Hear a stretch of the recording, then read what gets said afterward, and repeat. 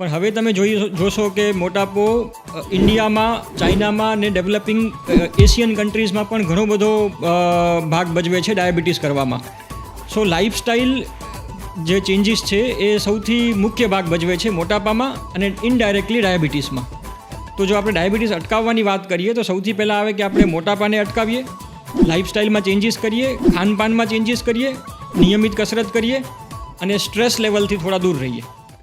હું સજેસ્ટ કરીશ કે આપણા પરંપરા પ્રમાણે, આપણા ઓરિજિન પ્રમાણે જેમ કે આપણે કચ્છના છીએ તો આપણે કચ્છનો ઋતુ પ્રમાણેનો આહારને પકડી રાખીએ તો એ જનરલી હેલ્ધી ગણાય છે.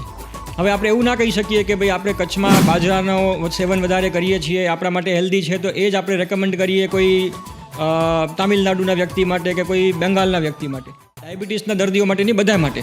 ઇવન જેમને ઓબેસિટી, મોટાપો નથી એમના માટે પણ એક પ્લેટ મેથડ, એક આઈડિયલ શું છે કે આપણી થાળી જે છે એને આપણે 30% રૂલ પ્રમાણે ડિવાઈડ કરી દઈએ. તો 30% રૂલ પ્રમાણે એટલે 30% આપણી થાળી ફાઇબર્સથી કન્સિસ્ટ થવી જોઈએ. એટલે એમાં સેલેડ્સ આવી ગયા અને ફાઇબર્સ, કચુંબર આવી ગયું, કે ફ્રૂટ લેતા હોઈએ તો ફ્રૂટ આવી ગયું. એટલે ફાઇબર્સ 30%માં આપણા હોવા જોઈએ.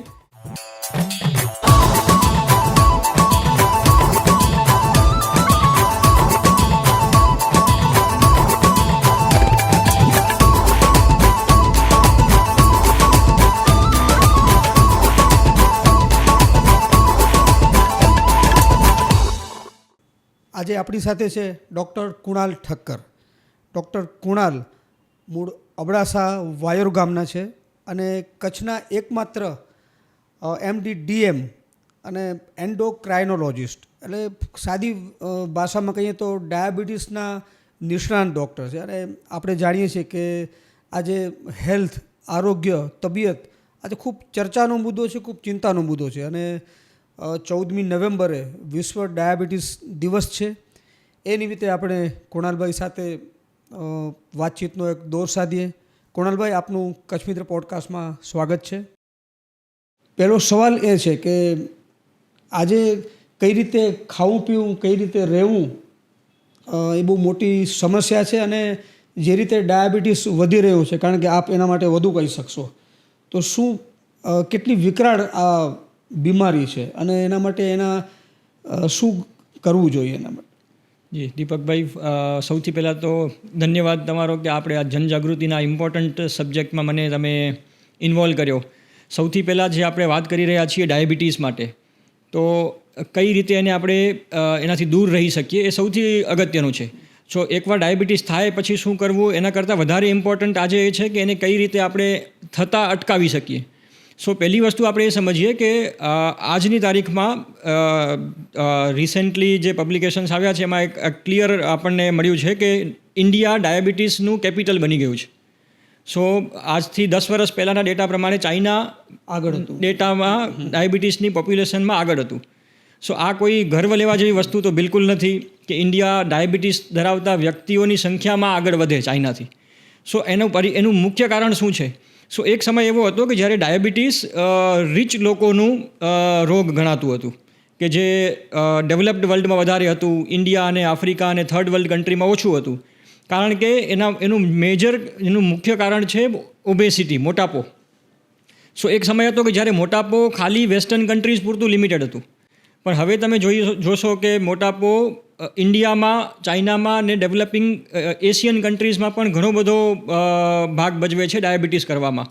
હાલના સમયમાં જ આપણા પ્રધાનમંત્રીજીએ પણ વાત કરી હતી કે મોટાપાને કેમ આપણે પ્રિવેન્ટ કરી શકીએ અને કેમ આપણે એને કયા પરિબળો ખોરાકમાં ચેન્જીસ કરીને આપણે મોટાપાને અટકાવી શકીએ. તો સૌથી મોટું કારણ છે ડાયાબિટીસનું મોટાપો, સૌથી પહેલાં. હવે એના આપણે સબ ફેક્ટર્સમાં જઈએ કે મોટાપાનું કારણ શું, તો એમાં ખાનપાનની પ્રવૃત્તિઓ આવે, એમાં આપણે કસરત ન કરવાની કે બેઠાડું જીવન છે. તમે જોશો તો આજના ટાઈમમાં સ્ટ્રેસ લેવલ, દરેક ફિલ્ડમાં સ્ટ્રેસ લેવલ ઓલમોસ્ટ 3 ગણું 4 ગણું વધી ગયું છે. સો લાઈફસ્ટાઈલ જે ચેન્જીસ છે એ સૌથી મુખ્ય ભાગ ભજવે છે મોટાપામાં અને ઇનડાયરેક્ટલી ડાયાબિટીસમાં. તો જો આપણે ડાયાબિટીસ અટકાવવાની વાત કરીએ તો સૌથી પહેલાં આવે કે આપણે મોટાપાને અટકાવીએ, લાઈફસ્ટાઈલમાં ચેન્જીસ કરીએ, ખાનપાનમાં ચેન્જીસ કરીએ, નિયમિત કસરત કરીએ અને સ્ટ્રેસ લેવલથી થોડા દૂર રહીએ. પણ ભાઈ, ખાનપાનમાં આપણે એક્ઝેક્ટલી શું ખ્યાલ રાખવો જોઈએ અને શું નિવારવું જોઈએ?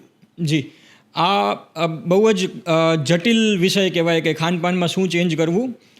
સિમ્પલ ભાષામાં આપણે કહીએ તો હવે એવું કોઈ ડાયટ નથી હોતું કે ભાઈ આપણે શું ખાવું તો ના થાય ને શું ખાવું તો થઈ જાય.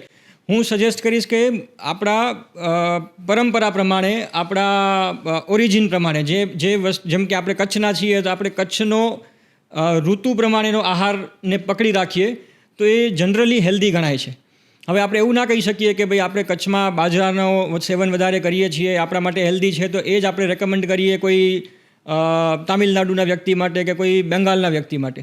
તો એ એમના ડાયટ પ્રમાણે એ અનુસરી શકે. આપણે આપણા ડાયટ પ્રમાણે, કારણ કે આપણી જે ખાનપાનની વ્યવસ્થા છે, જે ડાયટરી સિસ્ટમ છે, એ આપણા પૂર્વજોએ વાતાવરણ પ્રમાણે બનાવેલી વસ્તુ હોય છે. જેમ કે આપણે કહીએ કે શિયાળામાં આ વસ્તુ હેલ્ધી છે, ઉનાળામાં આ વસ્તુ હેલ્ધી છે. એવી જ રીતે આપણે એ પરંપરાઓને આપણે અનુસરીએ તો ઘણી બધી વસ્તુઓને આપણે પ્રિવેન્ટ કરી શકીએ છીએ. ખાસ કરીને જે વેસ્ટર્નાઇઝેશન થઈ રહ્યું છે ડાયટમાં, આપણે જોશું કે જંક ફૂડનું વધારે પડતું યુઝ કે એક ટાઈપની એક દેખાદેખી જોઈએ કે ખાવા પીવામાં કે કોઈ પણ વસ્તુમાં, તો જે રિફાઇન્ડ સુગરવાળું પદાર્થો છે, ફૂડ છે, ઘણો બધો રિફાઇન્ડ ઓઇલનો યુઝ છે, ઓવરઓલ મેદાનો યુઝ છે. સો સિમ્પલ ટર્મ્સમાં હું કહીશ કે 3 વસ્તુઓ જે છે એ જેનું આપણે પ્રમાણ સ્તર ઓછું કરી શકીએ તો એને આપણે બીજા ઘણા કોમ્પ્લિકેશનને ઓછા કરી શકીએ છીએ. જેમ કે એક તો છે વ્હાઇટ મેદો, એટલે રિફાઇન્ડ ફ્લોર કહેવાય છે. એટલે જે લોટને આપણે વધારે પડતું ફાઇન અને વધારે પડતું પીસીને એકદમ ફાઇન કરતા જઈએ, જેમ કે મેદો છે, સોજી છે. સો મેદાનું પ્રમાણ ઓછો કરીએ, સુગરનું પ્રમાણ ઓછો કરીએ. એટલે રિફાઇન્ડ સુગરમાં બધા પ્રકારના સુગર આવી જાય, કાર્બોહાઈડ્રેટ્સ. અને ત્રીજું છે ઓઇલ. ઓઇલ એટલે ખાલી દેખાતું ઓઇલ નહીં, વિઝિબલ અને ઇનવિઝિબલ ફેટ બંને વસ્તુને ગણાય. સો જે ઓઇલ કે ફેટની આપણે વાત કરીએ તો ઘી, તેલ, બટર એ આપણા વિઝિબલ ફેટ કહ્યું. પણ ઘણા બધા ઇનવિઝિબલ ફેટ પણ હોય છે આપણા ડાયટમાં. જેમ કે આપણા ફોર એક્ઝામ્પલ પીનટ્સ લઈએ, આપણે આ મગફળી. તો મગફળીનું પણ વધારે પડતું સેવન કરીએ. એક મુઠ્ઠી, તમે નહીં માનો, એક મુઠ્ઠી મગફળી આપણે બેઠા બેઠા ખાઈ લેતા હોઈએ તો એક મુઠ્ઠી મગફળી એટલે અપ્રોક્સિમેટલી 400 થી 600 કિલો કેલરી કહેવાય. હવે 400 થી 600 કિલો કેલરી એટલે એવરેજ ઇન્ડિયન મીલ, એક લંચ અથવા એક ડિનર, એક આપણું જે મીલ છે એ એવરેજ ઇન્ડિયન મીલ 400 થી 600 કેલરી કહેવાય. હવે આપણે બેઠા બેઠા આજકાલ તો પહેલાં જે ઓનલાઈન વેબ સિરીઝ ને બધાનો જમાનો છે તો એક સિરીઝ જોતાં જોતાં લોકો એમને મુઠ્ઠી શીંગ ખાઈ લે. તો આપણને એમ લાગે કે આપણે એવું કંઈ ડાયટ ખાધું એ નથી, પણ આપણી ક્યાંથી એટલી બધી કેલરી આવી ગઈ. સો આ બધી કેલરી કાઉન્ટ થાય છે. તો જ્યારે મોટાપાનો વિષય આવે છે ત્યારે કેલરી મેટર કરે છે. આપણે શું ખાધું કે કેટલું ખાધું એના કરતાં પણ કેટલી કેલરી ખાધી એના ઉપર જો આપણે હિસાબ રાખીએ તો એ વધારે ભાગ ભજવે. હવે જે મેં એક્ઝામ્પલ આપ્યા કે મેદો, ઓઇલ અને સુગર, આ બધાને શું કામ નહીં? કારણ કે આનું ગ્લાયસેમિક ઇન્ડેક્સ વધુ છે. એટલે કે પર ગ્રામ ઓફ ધેટ પર્ટિક્યુલર વસ્તુ, એક ગ્રામમાં જેટલો કાર્બોહાઈડ્રેટ મળે છે એ બીજી વસ્તુના 1 ગ્રામ કરતાં ઘણો વધારે મળે છે. એટલા માટે આપણે આ 3 વસ્તુથી દૂર રહીએ તો આપણે ઓવરઓલ કેલરી પર કંટ્રોલ કરી શકીએ છીએ. તમે આજે ફૂડની વાત કરી, ખાવા ન ખાવા, એક જ સામાન્ય કન્ફ્યુઝન એ હોય છે કે ઘઉંનો લોટ ખાવો કે નહીં, અને બીજી વસ્તુ એવું છે કે રાઈસ, ચોખા કે ભાત એ આપણી રેગ્યુલર થાળીમાં એનું સ્થાન હોય જ છે. તો ડાયાબિટીસ ન થાય એના માટે, અથવા તો ડાયાબિટીસના પેશન્ટો એના માટે શું ખ્યાલ રાખવાનો? બહુ જ તમે ઇમ્પોર્ટન્ટ વિષય ઉપર વાત કરો છો દીપકભાઈ. હવે એ જો ફોર એક્ઝામ્પલ આપણે ઘઉંની વાત કરીએ તો ઘઉંને આપણે આમ જોવા જઈએ તો મારી પ્રેક્ટિસમાં હું રોજ જોઉં છું, પેશન્ટ્સ મને પૂછતા હોય છે કે ઘઉં તો મેં એકદમ છોડી દીધા પણ તો પણ મારું શુગર કેમ કંટ્રોલ નથી થતું. તો એવું નથી કે ઘઉં એકદમ હાનિકારક છે કે જેને આપણે ઝેર સમાન કન્સિડર કરી શકીએ, અને મિલેટ્સ છે ડેફિનેટલી કે એકદમ અમૃત છે, એવું નથી. જો થોડા ઘણા ફરક છે બંનેમાં. મિલેટ્સ જેમ કે બાજરો અને જુવાર છે, એની કમ્પેરિઝનમાં ઘઉં છે કે રાઈસ છે. હવે આમાં ફરક શું છે કે એમાં ડાયટમાં એમાં ટોટલ કેટલું પ્રોટીન અને કેટલું ફાઇબર્સ છે.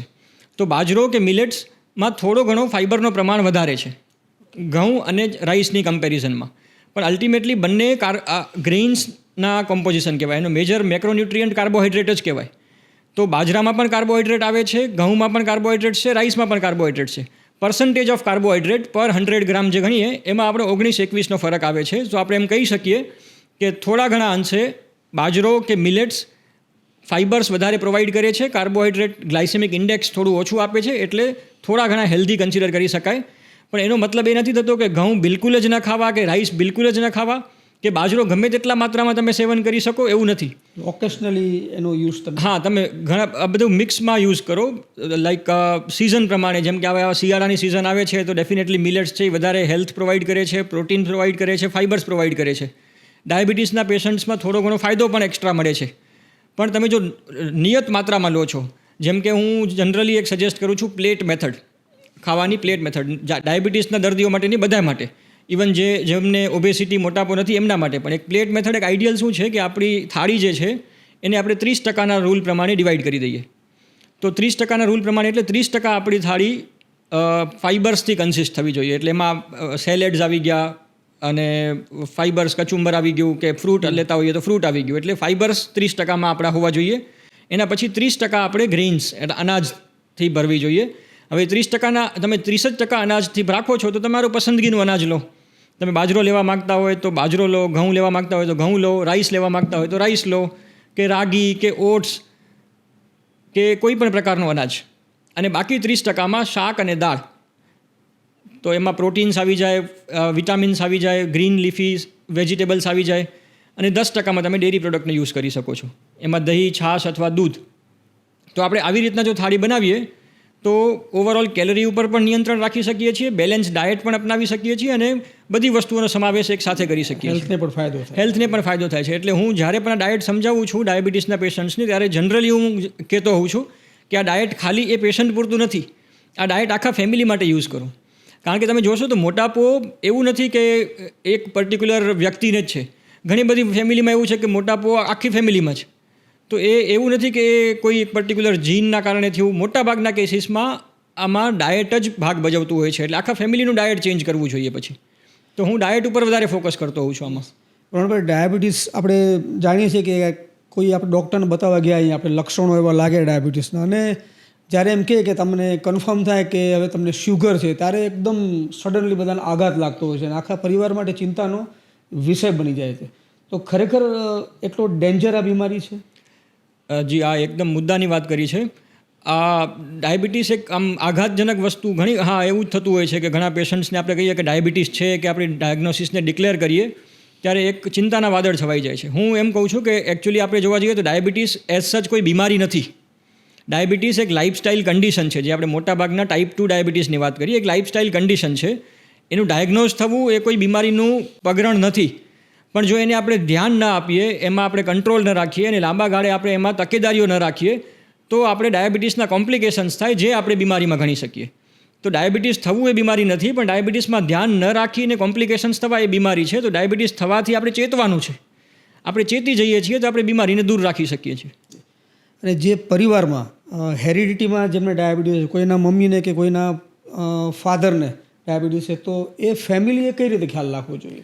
હા, આ ખાસ કરીને યંગસ્ટર્સ અને બાળકો પણ. જી બિલકુલ, આ બહુ જ ઇમ્પોર્ટન્ટ સબ્જેક્ટ છે દીપકભાઈ. ડાયાબિટીસ તમે જોશો, હવે આપણે જ્યારે આ વાત કરીએ છીએ કે ઇન્ડિયા ડાયાબિટીસનું કેપિટલ બની ગયું છે, તો અહીંયા હું વાત કરું છું મેઇનલી ટાઈપ 2 ડાયાબિટીસની. કારણ કે ડાયાબિટીસમાં 90% કેસીસ ટાઈપ 2 ડાયાબિટીસના જ છે. હવે ટાઈપ 2 ડાયાબિટીસની વાત કરીએ તો એનું પોલિજેનિક ઇનહેરિટન્સ કહેવાય. એટલે કે ઘણા બધા જીન્સ કે ઘણા બધા ડીએનએના ફેક્ટર્સ, પરિબળો છે કે જે ડાયાબિટીસમાં આનુવંશિકતા વધારે છે. હવે ઘણા બધા એવા પ્રકાશનો છે ઇન્ટરનેશનલ સાયન્ટિફિક જર્નલ્સમાં કે જે દર્શાવે છે કે ડાયાબિટીસ 60 to 70% આનુવંશિક હોય છે. તો ફેમિલી હિસ્ટ્રીમાં આપણા ફર્સ્ટ ડિગ્રી રિલેટિવ્સ, એટલે આપણા જે પ્રથમ ચરણના જે રિલેટિવ્સ છે, બ્લડ રિલેટિવ્સ, એમને જો ડાયાબિટીસ હોય છે તો એમના નેક્સ્ટ જનરેશનમાં ડાયાબિટીસ આવવાના ચાન્સીસ ઘણા વધી જાય છે. એ હકીકત છે. એ 50 થી 70%. હવે બાકીના જે 40 થી 30, 40, 50% જે બચ્યું એ આપણો લાઇફસ્ટાઇલ ડિસાઇડ કરે છે કે આપણને ડાયાબિટીસ ક્યારે થશે. હવે જરૂરી નથી કે મારા ફાધરને ડાયાબિટીસ હતું તો મને 100% ડાયાબિટીસ આવશે જ. મારા 50% રિસ્ક વધી જશે. પણ સપોઝ મારા ફાધરને ડાયાબિટીસ આવ્યું હતું 50 વર્ષની એજમાં, અને મારી લાઇફસ્ટાઇલ ખરાબ છે, મારું ખાનપાન ખરાબ છે, મારી એક્સરસાઇઝ નથી થતી અને મારી સ્ટ્રેસ લેવલ વધારે છે, તો હું એ ડાયાબિટીસને 10 વર્ષ વહેલો લઈ આવું છું. તો ફેમિલી હિસ્ટ્રી તો હતી 50 વર્ષ માટેની, પણ હું લઈ આવ્યો ડાયાબિટીસને 40 વર્ષની ઉંમરમાં. હવે એ જ વસ્તુ હું વધારે ધ્યાન રાખું છું, મારા ફાધરે જેટલી ધ્યાન રાખી એના કરતાં પણ સપોઝ હું વધારે ધ્યાન રાખું છું ખાનપાનમાં, એક્સરસાઇઝમાં, બધી વસ્તુમાં, તો હું એને ડિલે પણ કરી શકું છું 10 વર્ષથી. તો એ મારું એજ ઓફ ડાયાબિટીસ 60 વર્ષ પણ થઈ શકે. તો આનુવંશિકતા વધારે છે, પણ લાઇફસ્ટાઇલમાં ચેન્જીસ કરે. કારણ કે આનુવંશિકતા શું છે કે ઇમમોડિફાયેબલ રિસ્ક ફેક્ટર કહેવાય, કે જેને આપણે ચેન્જ નથી કરી શકવાના. ડીએનએના ફેક્ટર, જીનના ફેક્ટર આપણે ચેન્જ નથી કરી શકવાના, પણ આપણા હાથમાં છે lifestyle factors, diet, exercise, D addiction એટલે કે જે વ્યસન મુક્તિ અને સ્ટ્રેસ રિડક્શન, આ બધી વસ્તુઓમાં કંટ્રોલ કરીને આપણે ડાયાબિટીસને ડીલે જરૂર કરી શકીએ છીએ અને ઘણી હદ સુધી પ્રિવેન્ટ પણ કરી શકીએ છીએ. અને ખાસ તો એક્સરસાઇઝ એ કેટલી જરૂરી છે? ખૂબ જ જરૂરી છે દીપકભાઈ. એક્સરસાઇઝ એટલે જો આપણે આ લાઇફસ્ટાઇલની વાત કરીએ તો જેમ સૌથી પહેલું આવ્યું ડાયટ. સૌથી પહેલાં હું હંમેશા ડાયટને જ મૂકું છું. ડાયટ સૌથી પહેલું પરિબળ છે લાઇફસ્ટાઇલ મોડિફિકેશનમાં. અને બીજું આવે છે એક્સરસાઇઝ. હવે તમે જોશો તો એક્સરસાઇઝના ઘણા બધા પ્રકાર હોય છે. લાઈક આપણે ગણીએ કે કાર્ડિયો એક્સરસાઇઝ કે મસલ ટ્રેનિંગ એક્સરસાઇઝ કે યોગા કે ઘણા બધા પ્રકારના મેડિટેશન્સ ને બધું. કોઈ પણ પ્રકારની એક્સરસાઇઝ તમે કરો, જનરલી એવું સજેસ્ટ કરવામાં, આજ સુધી આપણે એવું વિચારતા હતા કે ખાલી કાર્ડિયો એક્સરસાઇઝ કરીએ કે આપણે વોકિંગ કરીએ છીએ કે રનિંગ કરીએ છીએ એ આપણા માટે ઇનફ છે. ડેફિનેટલી એનાથી ઘણા ફાયદાઓ થાય છે અને એ આપણે કરવી જ જોઈએ. એટલીસ્ટ 30 મિનિટ્સ વોક એટલે 150 મિનિટ્સ વીકલી વોક. આ તો પ્રૂવન છે કે આનાથી તો ઘણા બધા ફાયદાઓ છે જ. પણ ઘણા આ રિસન્ટના પ્રકાશનો એવા પણ કહે છે કે મસલ ટ્રેનિંગ એક્સરસાઇઝ, ખાલી વોકિંગ કે કાર્ડિયો એક્સરસાઇઝ નહીં, પણ એટલીસ્ટ અઠવાડિયાની 1 કલાકની મસલ ટ્રેનિંગ એક્સરસાઇઝ. મસલ ટ્રેનિંગમાં તમે પુશઅપ કરો કે સૌથી સારું છે કે સૂર્ય નમસ્કાર કરો છો કે કોઈ પણ પ્રકારના, તમે જો જિમના શોખીન હો તો જિમ કરી શકો છો કે તમે કોઈ પણ મસલ ટ્રેનિંગ એટલે ડમ્બેલ કરતા હોય. તો મસલ્સ આપણું મેજર ઓર્ગન છે. મસલ સૌથી મોટું ઓર્ગન છે ને જેને આપણે અત્યાર સુધી ઘણું બધું ઇગ્નોર કરતા આવ્યા છીએ. તો જો મસલ્સને આપણે સારા રાખીએ છીએ, બરાબર ડાયટમાં પ્રોટીનનો ઇન્ટેક લઈએ છીએ, બરાબર એક્સરસાઇઝ કરીએ છીએ, તો એ મસલ્સ ઘણું બધું શુગરને પણ ખેંચી લે છે. અને ઘણા બધાએ જે ઇન્ફ્લેમેટરી માર્કર્સ કહેવાય કે જે કોરોના ટાઈમમાં આપણે જોતા હતા કે CRP લેવલ વધી જતું હતું કે ઇન્ફ્લેમેશન વધી જતું હતું, એ બધાને કંટ્રોલ કરવામાં મસલ્સ બહુ રોલ પ્લે કરે છે. નાના બાળકોમાં ડાયાબિટીસનું પ્રમાણ ખૂબ વધતું જાય છે અને કેટલાક કિસ્સા એવા જોયા છે કે કદાચ મા કે બાપને નથી તો પણ ન્યૂબોર્ન બેબીને પણ ડાયાબિટીસ આવે છે. તો પછી એને જીવનમાં એ ડાયાબિટીસ ક્યારે મટી શકે? જો આમાં દીપકભાઈ 2 વસ્તુ છે. એક તો જે ન્યૂબોર્ન બેબીઝમાં ડાયાબિટીસ આવે છે અને નાના બાળકોમાં જે ટાઈપ 1 ડાયાબિટીસ થાય છે કે જેને આપણે ઇન્સ્યુલિન ડિપેન્ડન્ટ ડાયાબિટીસ કહીએ કે જેમાં શરૂઆતથી જ આપણે ઇન્સ્યુલિન લેવું પડે અને એમાં કીટોજેનેસિસ થતું હોય છે. તો એવા કેસીસમાં આનુવંશિકતા જનરલી નથી હોતી. એવા કેસીસમાં પેરેન્ટ્સને, માતા પિતાને ડાયાબિટીસની હિસ્ટ્રી નથી હોતી અને આ એક ટાઈપનું આપણે કહીએ કે એને ઓટો ઇમ્યુન ડાયાબિટીસ છે. એટલે એ આપણે કોમન લેંગ્વેજમાં એમ કહી શકીએ કે જેનેટિક એક્સિડન્ટ છે. એ આપણા હાથમાં નહોતું કે એને પ્રિવેન્ટ કરી શકતા હોત. તો ટાઈપ 1 ડાયાબિટીસ રેર છે, એટલું કોમન નથી.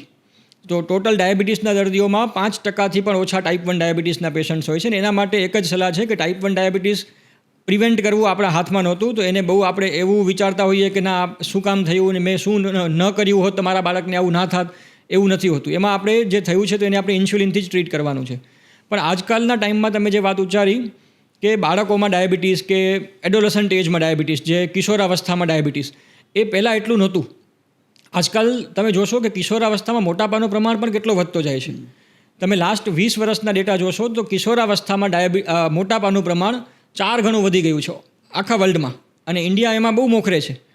તો એ કિશોરાવસ્થામાં મોટાપો નાની એજમાં ડાયાબિટીસનું મુખ્ય પરિબળ છે અને એના માટેનું મેઇન કારણ હું સમજું છું કે એ સૌથી ઇમ્પોર્ટન્ટ ડાયટ છે. તમે આજકાલ જોશો કે બાળકોમાં જ આપણે એક ઇનહેરિટ કરતા હોઈએ છીએ કે આ જંક ફૂડ ખાવાનું છે અને આપણે જે ખાતા હોઈએ અને બાળકો આપણામાંથી જ શીખે છે. કારણ કે આપણે અઠવાડિયામાં 2 વખત કે 1 વખત કે 3 વખત કે ઘણા લોકો જે જંક ફૂડ, બહારનું ફૂડ અને ઘરમાં પણ આવું બધું જંક ફૂડ બનાવીને ખાઈએ છીએ અને બાળકો એ સમજે છે કે આ જ આપણું ટ્રેડિશનલ પેટર્ન છે. જેમ આપણે સમજતા હતા આપણા બચપનમાં કે આપણું ટ્રેડિશનલ ખાવાનું શું છે કે આપણા બાપ દાદાઓ જે ખાતા હતા એ, પણ આપણા બાળકો આપણને જોઈને શીખી રહ્યા છે અને આપણે એનું સેવન વધારે કરી રહ્યા છીએ તો એ એમનું સેવન ડબલ કરી રહ્યા છે. તો એ મુખ્ય પરિબળ બની ગયું છે કે નાની એજમાં ટાઈપ 2 ડાયાબિટીસ અને કિશોરાવસ્થામાં ટાઈપ 2 ડાયાબિટીસ, અને એ ડેફિનેટલી પ્રિવેન્ટેબલ છે અને આપણે એ પ્રિવેન્ટ કરવું આપણી બધાની જવાબદારી છે. અને ડાયાબિટીસ આપણે જાણીએ છીએ કે એમ કહેવાય છે કે ડાયાબિટીસ આવે એટલે અનેક બીજા રોગોનો દરવાજો છે. ખાસ કરીને એક આંખની લોકોને ભય હોય છે કે મારી આંખ ક્યાંક ચાલી ન જાય. હૃદય રોગ પણ એની સાથે કનેક્ટેડ છે અને પછી તો હાડકામાં ઘસારો, તમે યુ આર ડૉક્ટર, તમે વધુ કહી શકો. તો એના માટે શું તકેદારી રાખવી જોઈએ, ખાસ કરીને આંખની સંભાળ માટે અને હૃદયની સંભાળ માટે? જી બિલકુલ, તમે બરાબર કીધું કે ડાયાબિટીસના કોમ્પ્લિકેશન્સમાં જુઓ તો હવે આપણે જોઈએ ને કે આજની તારીખમાં બ્લાઇન્ડનેસ, અંધાપાનો સૌથી મોટું કારણ ડાયાબિટીસ છે. સૌથી મોટું કારણ. પગ કપાવવું પડે છે આપણે ઇન્ફેક્શન કે ગેંગ્રીનના કારણે. તો જે ઇન્ફેક્શન કહેવાય એ પગના કપાવવાનું, એમ્પ્યુટેશનનું સૌથી મોટું કારણ ડાયાબિટીસ છે. હાર્ટ એટેક અને સ્ટ્રોક આવવાનું સૌથી મોટું કારણ ડાયાબિટીસ છે. એવી જ રીતે કિડની ફેલિયરનું સૌથી મોટું કારણ ડાયાબિટીસ છે. હવે આ બધી વસ્તુઓ ડાયાબિટીસના નોન કોમ્પ્લિકેશન્સ છે. નોન કોમ્પ્લિકેશન્સ ક્યારે થાય કે જ્યારે લાંબા સમયે અનકન્ટ્રોલ્ડ ડાયાબિટીસ આપણે રાખીએ અને આપણે એમાં બરાબર ટાઈમ ટુ ટાઈમ ટેસ્ટ ના કરાવીએ કે ટાઈમ ટુ ટાઈમ એને પ્રોપર પ્રિવેન્ટ કરવા માટેની ટ્રીટમેન્ટ ના લઈએ તો એના ચાન્સીસ વધી જાય છે. તો એને આપણે પ્રિવેન્ટ કરવા માટે સૌથી પહેલાં એ છે કે આપણે પહેલી વસ્તુ કે જેમ આપણે પહેલી વાત કરી કે ડાયાબિટીસના ડાયગ્નોસિસને એક્સેપ્ટ કરીએ. હવે આ તમને હું એક એક્ઝામ્પલ આપું. 20 વર્ષ પહેલાં જ આ પ્રકાશન આવેલું છે ને બહુ મોટી સ્ટડી છે કે જ્યારે આપણે ડાયાબિટીસ થાય છે એના શરૂઆતના 5-7 વર્ષમાં તમે કેટલી ધ્યાન રાખી, તમે સુગરનું લેવલ કેટલું કંટ્રોલ રાખ્યું, કે તમે લાઇફસ્ટાઇલ કેવી રાખી. અને વર્સિસ બીજું ગ્રુપ એવું લેવામાં આવ્યું કે જેમાં શરૂઆતના વર્ષોમાં લિનિયન્ટ કંટ્રોલ રાખ્યો અને 5 વર્ષ પછી બેને ક્રોસઓવર કરી દીધા. એટલે કે જેમનો સારો કંટ્રોલ હતો એમને બીજા ગ્રુપમાં નાખ્યા કે હવે તમે લિનિયન્ટ કંટ્રોલ ઉપર જઈ શકો, અને જેમનો લિનિયન્ટ કંટ્રોલ હતો એમને સ્ટ્રિક્ટ કંટ્રોલમાં નાખ્યા. અને 15 વર્ષના ડેટામાં જોયું કે કોમ્પ્લિકેશન્સ કોનામાં વધારે થાય છે.